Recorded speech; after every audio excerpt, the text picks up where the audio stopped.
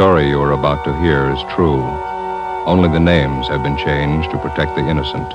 Fatima Cigarettes, best of all long cigarettes, brings you Dragnet.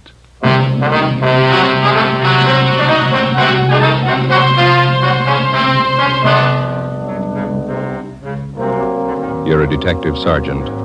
You're assigned to homicide detail.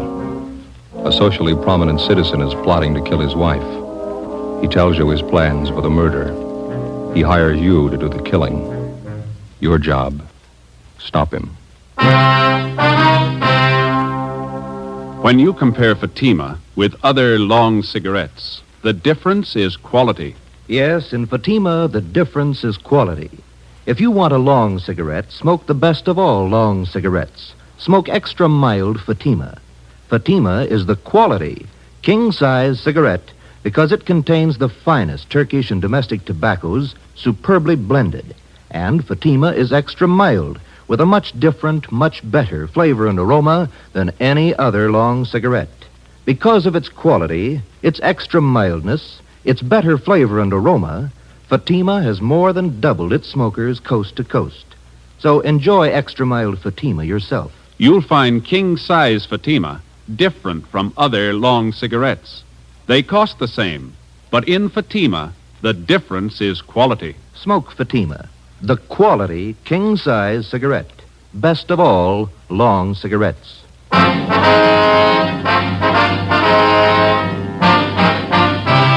Dragnet, the documented drama of an actual crime. For the next 30 minutes, in cooperation with the Los Angeles Police Department, you will travel step by step on the side of the law through an actual case from official police files. From beginning to end, from crime to punishment, Dragnet is the story of your police force in action. It was Monday, February 17th. It was raining in Los Angeles. We were working the day watch out of homicide detail. My partner's Ben Romero. The boss is Thad Brown, chief of detectives. My name's Friday. It was 4:18 p.m. when we got to room 26, chief of detectives' office. Come on in, men. Have a seat.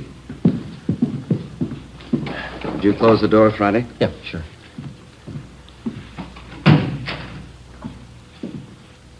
Captain Steed, Sergeant Romero, Sergeant Friday. I'd like to have you meet Special Agent Ray Kimball, Public Utilities Commissioner. Mr. Kimball. Mr. Kimball. And his friend, Mr. Trudeau. How do you do? Trudeau? How are you, sir?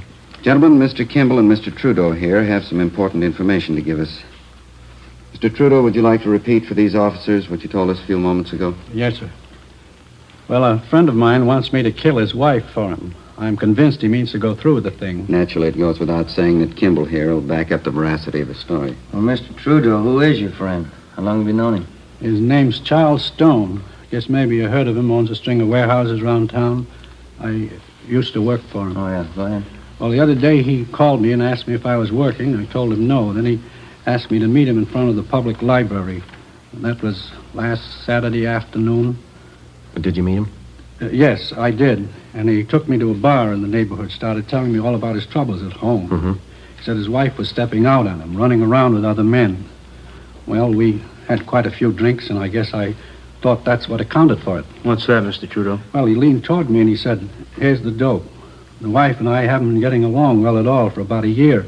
She's stepping out with some other guy on me, and to make a long story short, well, that's when he told me. I see. He said, I want to lose her. What do you say? Well, I told him I didn't quite get the drift of the thing, and then he said, I want my wife killed. I'll pay you $1,000 for the job. Mr. Trudeau, have you any idea why he contacted you on this thing? Well, I don't know, other than the fact that I hadn't been able to work for some time. He knew I needed the money pretty badly. As soon as I was sure he wasn't kidding about the murder, I told Mr. Kimball here, he's an old friend of mine. Yeah. He said the only thing to do was to take it to the police. Did this Mr. Stone make this proposition to you more than once? Yes, he did. Kept reminding me how much I could use the $1,000. Well, all I could say was that I knew his wife too well. I couldn't do it. What did Stone say to that, sir? Said I had cold feet. Told me I was just like another man he'd lined up to kill his wife. Told me if I didn't want the job, he'd get someone else to do it. Do you think he might go for a substitute, Mr. Trudeau, one of our men? Well, I don't know, Chief. There's only one thing I'm sure of. Yes, sir. He wants his wife dead. 4:42 p.m. The meeting in the chief of detective's office went on. A man by the name of Charles Stone wanted his wife murdered. He'd offered $1,000 for her death. He'd approached 2 men to do the job, and both had refused. From the information we'd received, we knew he wouldn't stop there. There are a lot of people who'd kill for $1,000. It was only a matter of time till he found one. A plan was formulated, and Ben and I were assigned to the case. 5 p.m. Together with Captain Steed and Mr. Trudeau, we left Thad Brown's office and went down the hall to homicide. In your last meeting with Stone, Mr. Trudeau, you refused outright to have anything to do with this plan to have his wife murdered. Is that right? That's right. Did you leave any opening at all?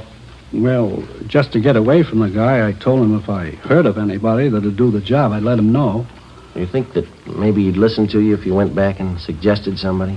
I don't know. He'd listen to me, but he's no dummy. You got to understand that. He's going to be careful. Well, which one of you is going to play the killer? I'd like to try it, Skipper. Who's going to fit the part best? Trudy here just told you this Charles Stone's no pushover. I don't know, Captain. This officer here... Me? Yeah, no offense, but I'd sure peg you for a cop. You would? Why's that? Well, I don't know. You just look like one, I guess.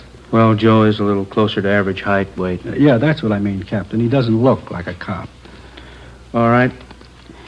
Now, Mr. Trudeau, you're willing to go along with us on this thing? Certainly, Captain. Anything I can do. You just tell me what you want. Well, just as soon as possible, we'd like to have you contact Mr. Stone. You'll know how to approach him so as not to make him suspicious. Yes, I think I can do that. Joe, how do you want to go about this? Well, I better use some kind of an alias. Let's see, Matson. Joe Matson. Mm-hmm. How about Kelly? Just plain Kelly? That's fine with me. Good. Now, how about your background? Better get that straight with Mr. Trudeau here. Well, suppose I tell him I'm from Phoenix, huh? Mm-hmm. I know that town pretty well. He might ask me some questions about it. Okay. Now, how'd you happen to know Trudeau, the Army? Did you ever serve in the Army, Mr. Trudeau? Yes, sir. 42 to 45. CBI theater. All right. Well, we served together in the Army, huh? Let's make it in China. Mm-hmm. Quartermaster Corps, all right? Mm-hmm. All right. And now, Mr. Trudeau, this is all you'll have to do. Set up a meeting with Stone as soon as possible. Introduce Friday as the man who's willing to do the job for him, an old Army friend. Then step out of the picture as quickly as you can. All right, Captain. I understand. It goes without saying, we certainly appreciate your cooperation. And not at all, sir. Only glad I'm in a position to help out. You'll probably save that woman's life. I wish I could be sure. How do you mean, Trudeau? The last time I saw Charlie Stone was 3 days ago. Maybe he's hired somebody else.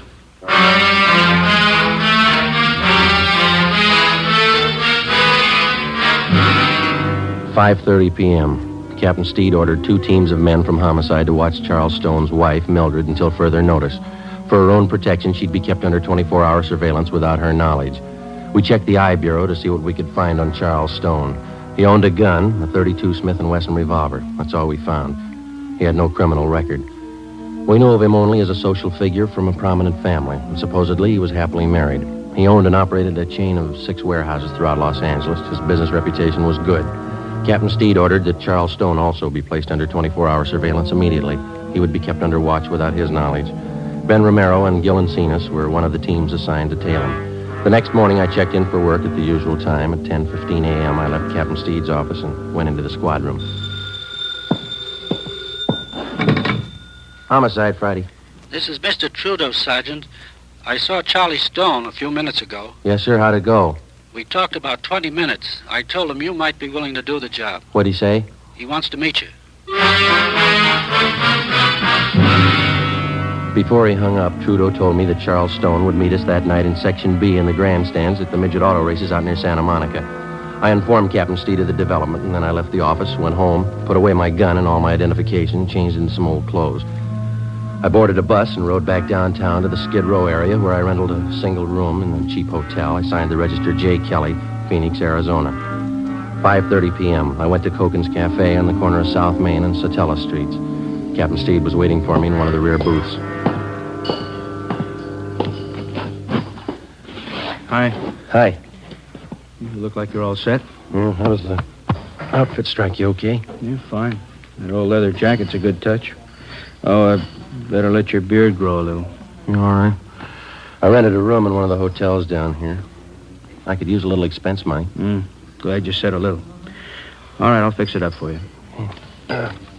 Here's the phone number of the hotel in case you want to contact me. Good. There's one thing that's got me a little worried, Skipper. Yeah? The legal angle. You know, you can get pretty close to entrapment in cases like this. Well, nothing to worry about. You just play it straight down the line. Yeah? The idea for the crime has to originate in the mind of the criminal. It's got to be all his idea. You just go along with him. Okay. Be sure and keep us posted. Yes, I will. Murder of his wife means a lot to Stone. He wouldn't want anybody getting in his way. Yeah. Be careful. That night, I had dinner with Trudeau at a cafeteria on South Grand, and then we caught a bus and rode out to the stadium where they held the midget auto races. We found the seats where Charles Stone was to meet us, numbers 4 and 5, row 27, section B, main grandstand. The auto races started. At 10 minutes past 8 p.m., Charles Stone arrived. He looked like an average, prosperous businessman, well-dressed, medium build, dark hair that showed a few streaks of gray. Trudeau introduced us, and then he left. Where you from, Kelly? Phoenix? You like midget auto races? That's not why I came out here. Trudeau said something about a job. Sure. Guess he told you what it's about. Yeah? You ever handle anything like this before? I'd be a sucker to answer that one, wouldn't I? I just want to know if you could handle it. Trudeau told me about it. I wouldn't be here if I couldn't handle it. It's a delicate job. Gotta be sure it's done right. What are you looking for, references? Gotta be careful, that's all. Well, what about me? I don't know you from Adam. How do I know it won't be a double cross? Don't worry about a double cross. Let's go below the grandstand. Get away from this crowd. All right with me.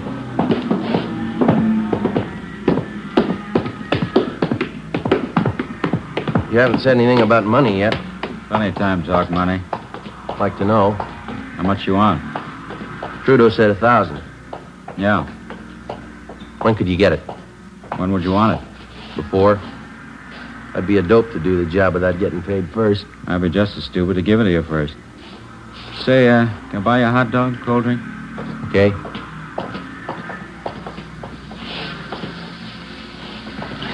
Miss?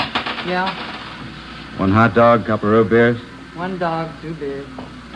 You like root beer? Sure. How about settling on the dough, huh? You do the job, you'll get paid. You can ask Trudeau if you like. He'll tell you I keep my word. Well, it's got to go fast, that's all. I may have a job lined up in Phoenix. I got to get that dough and some new clothes. Got to put up some kind of a front. That's why I need the dough fast, no waiting. You'll get your money. We can work out something. Hot dog, 2 root beers, 40. Mustard's on the counter. There you are. Mm-hmm. Just move over there out of the way. Okay.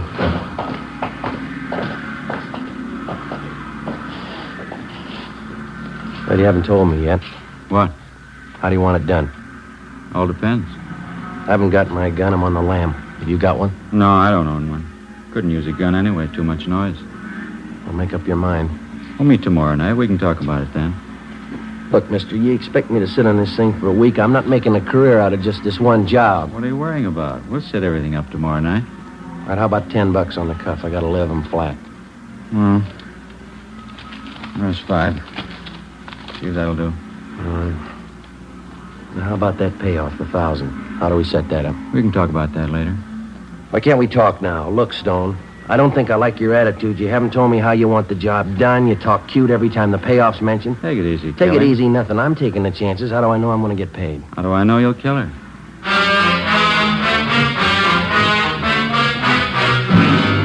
Before I left Charles Stone, we set up a meeting for the following night at 8 o'clock. I caught a bus and went back to the hotel room. So far, I'd been unable to get any other corroborative evidence on Stone, evidence that could be presented in court. The next morning, I called the office and kept them posted on developments. I had my meals at a lunch counter next door to the hotel, and I stuck pretty close to my room. At 2:30 that afternoon, Ben called. We tailed Stone to the midget auto races last night, Joe. Do any good? Well, not bad. It's going a little slow, though. We tailed him after he left you. He drove to a Beverly Hills address, apartment house. Thought he lived in Glendale. He does. The apartment he went to is registered to a Jean Howard. Stayed till 4 this morning. Checked the Howard girl out. She's a secretary at one of Stone's warehouses. Oh, maybe that explains why Stone wants to get rid of his wife, huh? Here's one more thing. We tailed him to a gun shop this morning. Bought a couple of things, and after he's gone, we checked with the store clerk. Told us Stone bought a box of shells, .32 caliber. Same kind of gun he had registered in it, 32 S&W? Yeah. That's funny. Stone told me he doesn't own a gun. Doesn't look too good in my book. All right, now let's don't start worrying, huh? Don't trust him a dime's worth, Joe, that's all. All right. You want to check with me later on? I got to keep this line open. Yeah, all right. See you later. Right?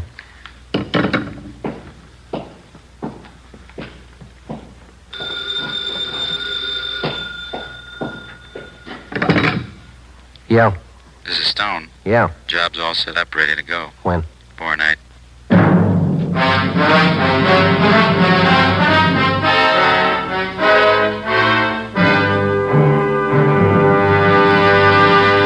You are listening to Dragnet, the case history of a police investigation presented in the public interest by Fatima Cigarettes. If you smoke a long cigarette, it will be in your interest to listen to a typical case history of a Fatima smoker. It's the case of New York cover girl Rita Daigle. This is her actual signed statement. I find Fatima different from other long cigarettes. They cost the same, but in Fatima the difference is quality, and they're extra mild. You see, Fatima is the quality king-size cigarette because it contains the finest Turkish and domestic tobaccos superbly blended. And Fatima is extra mild, with a much different, much better flavor and aroma than any other long cigarette. Because of its quality, its extra mildness, its better flavor and aroma, Fatima has more than doubled its smokers coast to coast. So enjoy king-size Fatima yourself. You will find king-size Fatima different from other long cigarettes. They cost the same, but in Fatima, the difference is quality. Yes, in Fatima the difference is quality. Ask your dealer for Fatima, the quality king-size cigarette. Best of all, long cigarettes. Start enjoying Fatima tomorrow.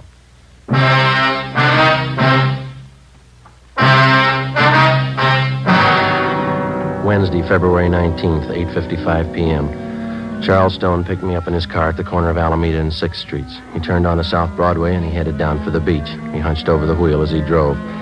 I kept wondering how I was going to pin him down. We were less than 24 hours away from the scheduled murder of his wife, and I still didn't have a case against him that'd stand up in court. If he failed to produce sufficient evidence tonight, Stone had a good chance of going free, whether he succeeded in having his wife killed or not.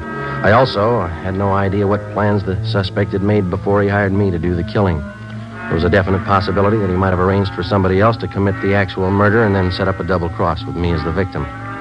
We knew he had a .32 S&W revolver registered in his name, but he denied to me that he even owned a gun. 9:03 p.m., we pulled up in front of Stone's beach house.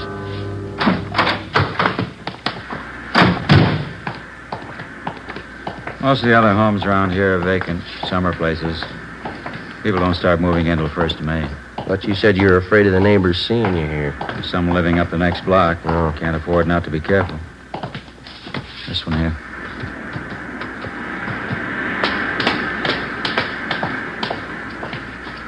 There's the front door key. See if you can work it. I know how it works. You go ahead and open it. All right.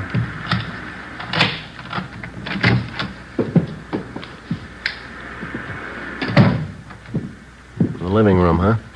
Yeah, bedroom's over here through this door.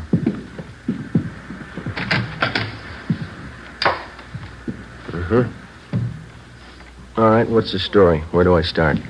My wife should be here about 6 o'clock tomorrow night. She'll be coming down alone to get the house ready for a weekend party. When do you want me here? About 4 in the afternoon. Here. Here's the key to the front door. Better pick it up and hand it to me, huh? Okay, here you go. First thing you do when you get here is pull out all the drawers in the bedroom bureau, scatter things around, make it look as much like a burglary as you can. Yeah? Same here in the living room. Desk drawer, table, cupboards. Turn them inside out, throw things around. Leave my fingerprints all over everything? I've taken care of that. Old pair of gloves of mine. You'll find them here in this drawer, remember that. All right. Let's see now, Oh, yeah, sash cord. I'm sure this ought to serve the purpose. Shouldn't have any trouble.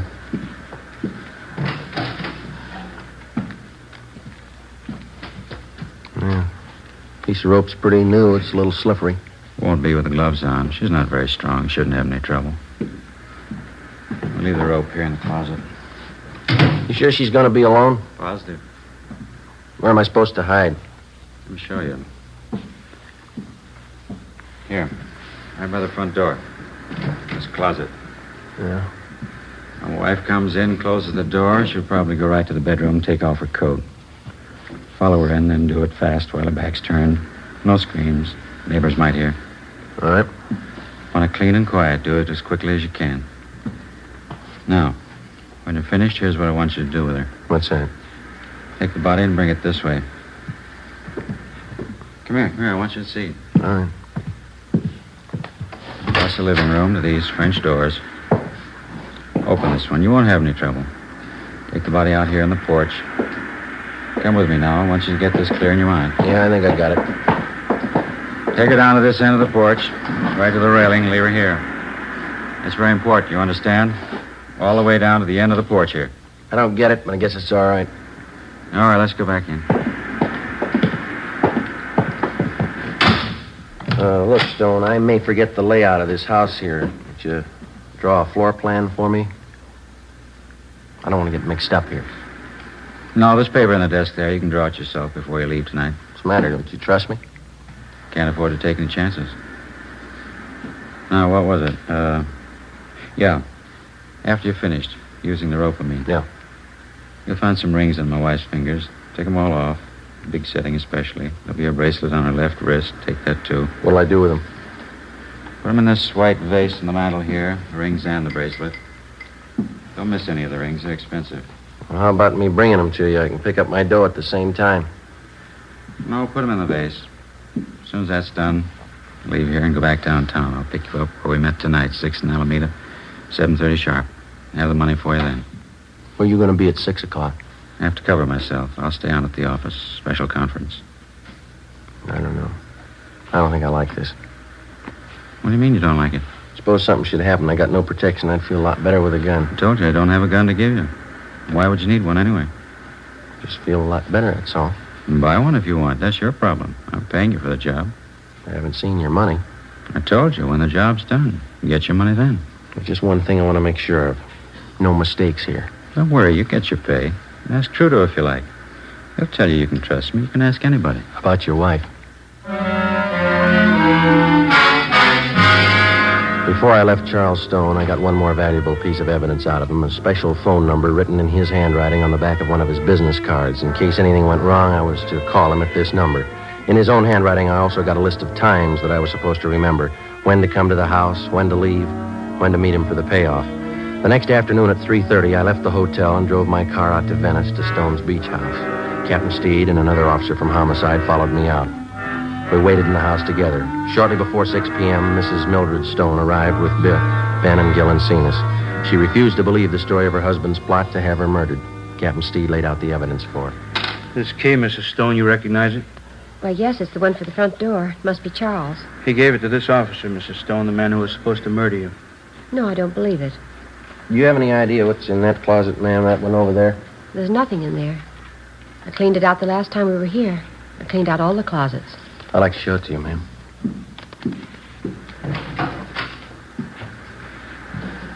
Piece of rope? I never saw that there before. Mr. Stone gave it to me. It was supposed to be the murder weapon. Just one more point, ma'am. Over here, please. Do you know what's in this drawer here? It's empty. It has to be. We never keep anything in there. Only when we move down for the summer months. Joe? Right. Pair of your husband's old gloves. Is that right, ma'am? Well, why would they be there? What for? I was supposed to wear them while I was in the house so I wouldn't leave fingerprints. Do you mind if I sit down? Here you are. I'm sorry, Mrs. Stone. We know it's a terrible shock for you. I think you realize we had to tell you. It's all right. You've been very kind. You saved my life. I'm sorry now that happened. It would have been better if he'd succeeded. Much better. Take it easy, Mrs. Stone. The shame. Terrible, terrible shame. Is there anything I can do for him? He wanted to have you murdered, ma'am. I know that. He wanted me dead. Yes, ma'am. There's only one thing. Yeah? He's my husband, Sergeant. I love him.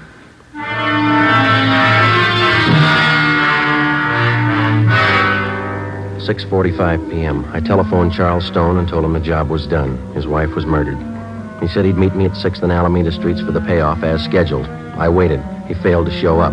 At 7:30 p.m., Stone was placed under arrest as he parked his car in front of their Venice beach house. A loaded .32 caliber revolver was found in his pocket. He was taken back to the city hall, the chief of detective's office. Ben and I waited outside the open door. We could hear Thad Brown start the interrogation inside. Do you know what we have you down here for, Mr. Stone? No, I haven't the faintest idea. What would you say if I told you your wife had been murdered? I think you're crazy. What would you say if I told you that you're accused of her murder? It's silly. It's ridiculous. I've been at work all day. I can prove it. All right, Friday, come in. Yes, sir. You ever meet this man before? I've seen him on Skid Row. I don't know him. Do you recognize the man you hired to kill your wife? I don't know the man. I didn't kill my wife.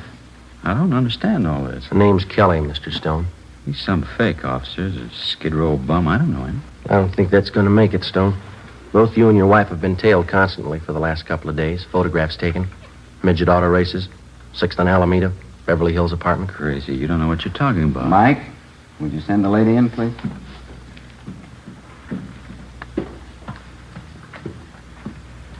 Mildred, you don't believe all these things you're saying about me, do you? Here are the rings, Charles. The bracelet, too. I didn't realize how much you wanted them. Molly, I didn't mean it. I didn't mean it. I don't know what I was thinking of. There, Charles. There, it's all right now. You'll feel better in a few minutes. Yes, ma'am. That's all, Friday. Right.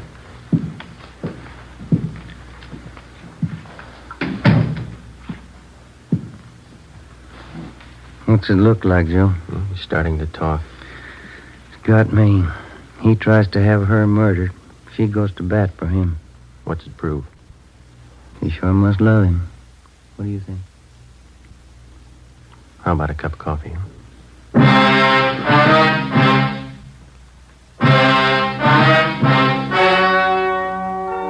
The story you have just heard was true. Only the names were changed to protect the innocent. On May 2nd, trial was held in Superior Court, Department 89, City and County of Los Angeles, State of California. In a moment, the results of that trial. And now, here is our star, Jack Webb. Thank you. To the working detective, the difference between guilt and innocence is proof, in the form of physical evidence, in the form of testimony gathered from reliable witnesses. In determining any suspect's guilt or innocence, the difference is actual proof. Now, when you compare Fatima with other long cigarettes, the difference is quality, and Fatima is extra mild. If you're a long cigarette smoker like I am, smoke Fatima. You'll find Fatima different from other long cigarettes. They cost the same, but in Fatima, the difference is quality. Start enjoying Fatima tomorrow.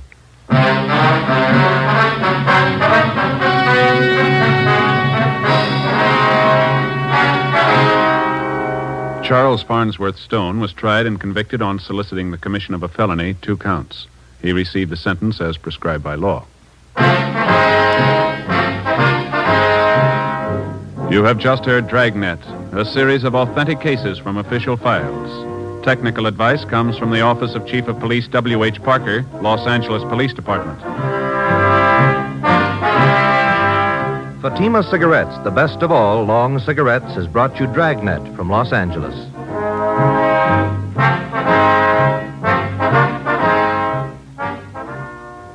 Hi, folks. This is Bob on the air for Chesterfield. Every Tuesday night, consult your local paper for time and station Hope. And Bing, on the air for Chesterfield every Wednesday night, Crosby. I've called this little seminar to teach our new boy the ropes. Say, Sag, I think it's only fair to warn you, with me selling Chesterfields this year, you'll have to limp along lively to keep up. Oh, say, since when have you been in any competition, lover boy? When we're in pictures together, who always gets the girl? Which only backs up the old saying, everybody loves a fat man. Seriously, friends, Skinflint and I, we do agree 100% on this. Chesterfields are milder. And they leave no unpleasant aftertaste. So always buy our cigarette, Chesterfield. The best cigarette for you to smoke. Hear Hope and Crosby Tuesday. Next, We the People on NBC.